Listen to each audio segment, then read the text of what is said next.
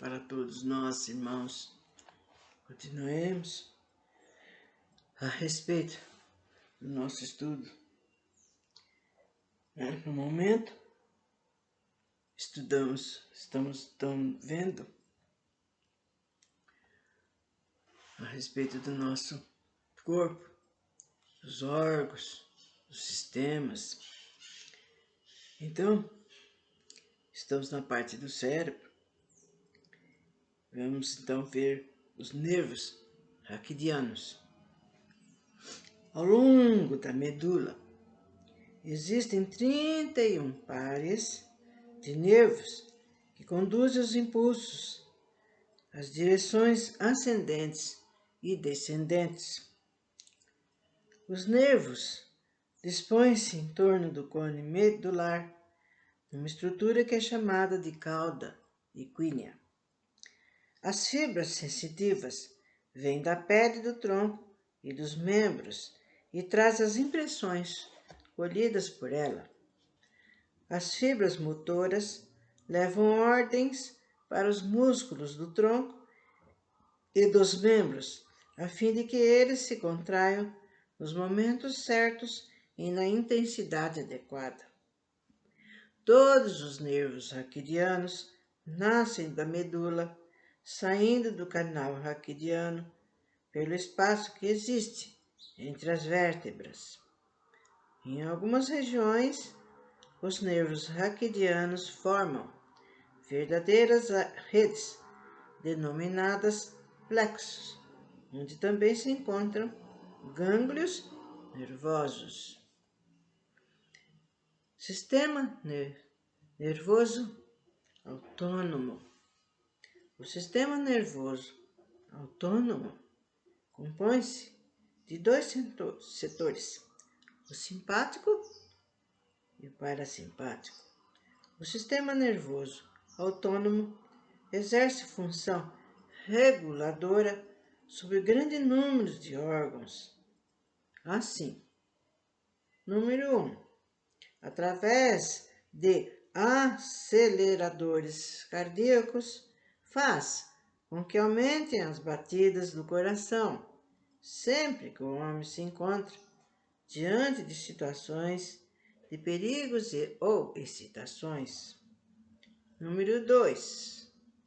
Por meio de nervos esplânicos, envia estímulos inibitórios dos movimentos do tubo intestinal, mantém o tônus das arteriolas e apressa a formação da glicose a partir do glicogênio hepático, desencadeia a liberação da adrenalina, ordena o relaxamento da bexiga, etc.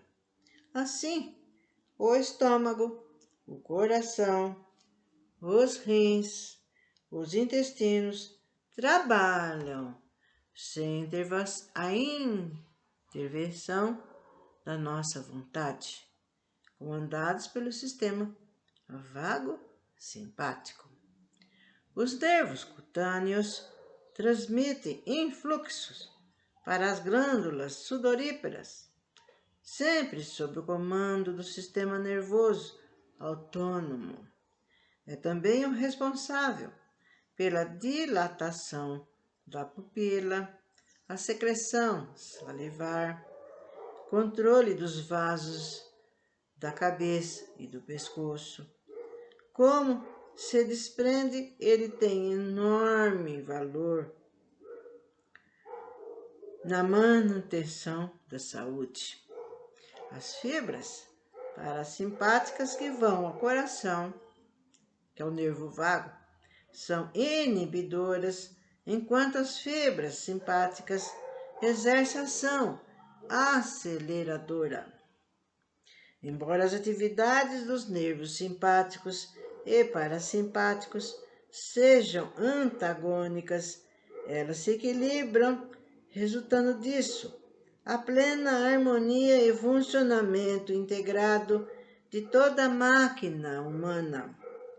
O Espiritismo nos traz valiosos esclarecimentos a respeito disso. Sabemos que o perispírito está intimamente relacionado com o sistema nervoso, recebendo dele as impressões que vêm do mundo em que habitamos e transmitindo ao corpo físico as influências partidas do espírito. Então vejamos agora os órgãos dos sentidos. Os sentidos são quais conhecidos são a visão, a audição, olfato, paladar e tato. Entretanto, as percepções referentes aos movimentos e posições do nosso corpo não se enquadram nesses 5 sentidos, e por isso referem-se os autores ao sentido sinestésico, ou seja, sentido dos movimentos e posição do corpo. Refere-se ainda à sensibilidade bárica para avaliar pesos. Sentido estereognósticos, reconhecimento das formas dos objetos pelo tato e pelo manuseio. Dos órgãos dos sentidos, nossas sensações, que são levadas ao cérebro pelos nervos sensoriais, óptico, vestíbulo coclear, olfativo, ou então pelos nervos sensitivos que vêm da pele. Assim, o cérebro e, por seu intermédio, o espírito toma conhecimento do mundo exterior.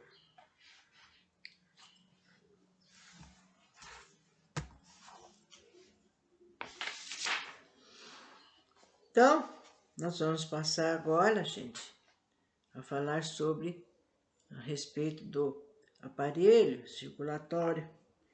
Mas, como eu tornei a falar, apenas algumas artérias importantes, algumas veias, né? A localização, porque a gente precisa ter o conhecimento dela. Quando a gente for fazer aplicação a respeito da pressão, né? Da pressão arterial, né? A baixa, a outra, e mesmo de outros problemas que a gente tem, que tem aqui dentro, por exemplo, dos membros inferiores, né? E porque não é um tipo só de aplicação. Dependendo do caso, a gente precisa saber, né?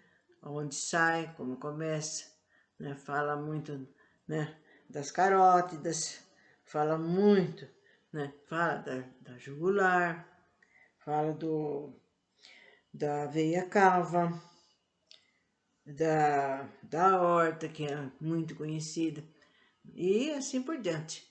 Então, vai ser apenas assim, torna a falar, informativo, para aqueles que já estudaram também há algum tempo, rememore aquilo que já leu, porque assim vai nos ajudar quando tiver alguma aplicação. Bom, o aparelho circulatório. O aparelho circulatório é um sistema de transporte em que existem tubos que se apresentam dispostos em forma de um circuito. Através desse circuito, o sangue é distribuído a todas as regiões do corpo e daí trazido de volta. A circulação nesse sistema é mantida pela ação do coração, que funciona como uma bomba. Por esse processo, o oxigênio coletado nos pulmões pelo sangue é distribuído às células de todas as regiões do corpo. O sangue rico em oxigênio é chamado de arterial e quando com alto valor de gás, de teor de gás carbônico, então ele é denominado venoso. Ele possui as funções de regular a temperatura corporal, de levar às células os alimentos necessários, vitaminas, hormônios, oxigênio. Recebe também as excreções celulares. Uma outra grande função do sangue é a de defesa, realizada através dos leucócitos, encarregados da produção dos anticorpos. Os elementos sanguíneos são os glóbulos vermelhos ou hemácias e os glóbulos brancos ou leucócitos. As hemácias possuem um pigmento chamado hemoglobina, que lhes dá a coloração vermelha e que se liga ao oxigênio e ao gás carbônico, transportando-os. As hemácias são produzidas no baço, na medula óssea e fígado.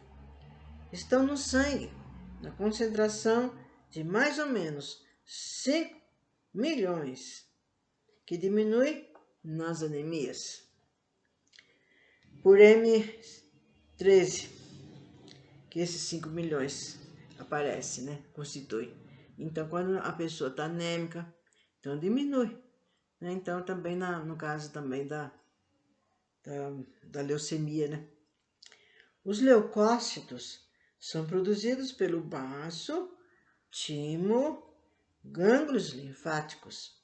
Existem cerca de 7 a 10 mil leucócitos, gente. E esse número aumenta nas infecções na tentativa de incrementar o sistema de defesa. Vocês veem que coisa maravilhosa? Qualquer infecçãozinha, um corte, um machucado, nosso organismo pimba. A nossa defesa começa a trabalhar. Você vê que maravilhoso.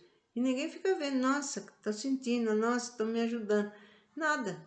É tudo feito, né? Como se a gente falasse misteriosamente. O coração, gente. Bom, o coração é um órgão muscular situado no mediastino à esquerda e apresenta um formato de um cone com a base voltada para cima. Possui 3 paredes principais: o pericárdio, que é a membrana externa, o miocárdio, tecido muscular responsável pela contração cardíaca, e o endocárdio, membrana interna. O coração é dividido em 4 cavidades: 2 átrios, direito e esquerdo, e 2 ventrículos, direito e esquerdo. Os átrios situam-se na porção superior do coração e os ventrículos na sua porção inferior. Comunicando átrios com ventrículos, existem válvulas. A válvula mitral ou bicúspide liga átrio e ventrículos esquerdo, e a válvula tricúspide liga átrio e ventrículo direito. Os vasos sanguíneos constituem a tubulação condutora da matéria sanguínea e são classificados em artérias e veias. As artérias são os vasos que impulsionam o sangue do coração às diversas partes do organismo.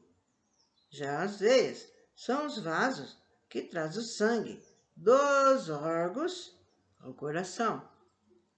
Arteríolas e vênulas são ramificações menores das artérias e veias que se comunicam através de capilares ou os menores vasos sanguíneos, bem fininho, viu, gente? Todas as artérias conduzem sangue arterial, exceto as artérias pulmonares. Também todas as veias conduzem sangue venoso, exceto as veias pulmonares. Então, esse negocinho assim, essas regrinhas, esses dizeres também. Então, a gente vai lendo, torna a ler outra vez. Não se preocupe, gente. Ai, gente, não entendi aquela parte das veias da artéria. Volta, dá uma leiturinha. Mas não com preocupação de querer decorar, de querer tornar-se um sábio nisso. Não há necessidade, né? A mesma coisa quando a gente estudou. O professor mostrava, desenhava, gente. Nossa, e E agora então melhorou ainda com essas invenções todas, com essas coisas todas da informática. Melhorou nem sei quanto. E naquela época não tinha nada disso. Ele desenhava na lousa, já tinha slide, essas coisas todas para apresentar. No laboratório tinha, eu me lembro, tinha então o nosso professor com a sua ajudante mostrando como é que fazia, como é que deixava de fazer. Então, depois tinha as provas, que a gente estudava aquilo que era necessário e pronto. E é um negócio necessário para a nossa vida, né? Para a gente saber. Afinal, nós temos um corpo, né? Nós temos que cuidar dele, nós temos que conhecê-lo e não ficar indiferente. Gente, a circulação. O sangue chega ao coração pelas veias, aos átrios e sai dos ventrículos através das artérias. As veias, a cava superior e inferior, traz o sangue venoso do corpo ao átrio direito. Do átrio direito, o sangue passa ao ventrículo direito e deste vai aos pulmões pelas artérias pulmonares. Lá há uma troca de gás carbônico por oxigênio. O sangue oxigenado alcança as veias pulmonares, chegando ao átrio esquerdo e daí ao ventrículo esquerdo, ganhando a circulação sistêmica pela artéria aorta. Pequena circulação é o nome dado ao trajeto feito pelo sangue entre o ventrículo direito ao átrio esquerdo, passando pelos pulmões. A grande circulação é o trajeto do sangue do ventrículo esquerdo ao átrio direito, passando por todo o corpo. E vocês estão vendo, gente? Então, seria bom, seria necessário, porque tem livros que tem figuras, tem desenhos, mostrando, então a gente vai lendo, a gente vai se situando, né? Onde que corre o sangue, onde que entra, onde que sai. Tudo isso é conhecimento. Não vão pensar que vocês estão à toa, não. Pelo contrário, vocês estão ajudando vocês mesmos, né? E há livros, procurem ter livros ou na biblioteca ou alguém. Nossa, vocês podem pedir, caso você já tenha estudado há algum tempo, para estudantes que eles jogam o livro em qualquer lugar, nem estão ligando mais, às vezes até jogam fora. Então vão atrás desses livros e tenham eles com vocês. Nossa, deixa eu ver como é que faz, como é que acontece a circulação. Aí vocês olhando no desenho, com o dedo olhando, pesquisando, né? Isso tudo vai nos ajudar também a angariar maiores conhecimentos, né? A respeito do nosso corpo, da nossa vida. E isso daí, a gente tem necessidade de ter algum conhecimento, sim. Porque quando chegar na parte da circulação, tem a receitinha lá, e na receitinha não vai explicar, né? A veia aorta é essa, aquela outra, né? A jugular fica em tal. Não, você tem a receita. Passa pela jugular, passa pelo coração, passa pela veia aorta. Aí vocês já estão. Como vocês leram, ou vocês tenham sempre um livrinho a respeito do organismo, né? Um livro de anatomia, né? Biologia ou ciência, sei lá o que for, que tem esses desenhos sobre respeito do nosso corpo. E aí vocês vão ver, aparelho digestivo, deixa eu lá ver. Nossa, começa pela boca, vai descendo, olha onde que... E vai falando sobre a nossa alimentação, sobre o bolo alimentar, até chegar no reto. Isso é muito importante a gente saber, gente. Qualquer parte do nosso corpo é importante, porque ajuda a nos conhecer, ajuda a gente a ter mais atenção com aquilo que Deus nos deu. Não passe a vida em brancas nuvens, não. E sim, lendo, vendo, pesquisando, né? Tem coisas maravilhosas que às vezes a pessoa é tão desinteressada que passa. Nossa, as pessoas, nossa, que árvore maravilhosa, toda florida. e aquela pessoa passa. Aonde? Nossa, não vi nada. De tão indiferente com uma plantinha, com um animal. E nós não podemos ser assim. Nós temos que agradecer essas coisas maravilhosas que nós temos no nosso planeta, né? E, sobretudo, o que a gente é. Porque não é só a necessidade da gente estudar, ter a nossa parte, ter conhecimento da nossa parte espiritual, mas a parte física também. Muita necessidade de a gente aprender e saber como cuidar, saber como levá-las, porque outros conhecimentos já foram dados, que é o que deve acontecer se a gente não fizer jus a isso. Deixar o corpo de qualquer jeito, se ligar a vício, não se alimentar direito, não dormir direito, né? Sabe, a gente já está sabendo o que nos leva a tudo isso. E aquele que não se cuida de maneira plena, de uma maneira satisfatória, logicamente será considerado, sim, um suicida, porque ele vai descuidando, vai bebendo, vai fumando, né? Ou vai comendo porcariada. Daí aparece uma úlcera, aparece uma doença. Né? Quando ele desencarna, ele é considerado: você não se cuidou, você não se tratou, você não agradeceu aquilo que você recebeu do Pai. E assim por diante, gente.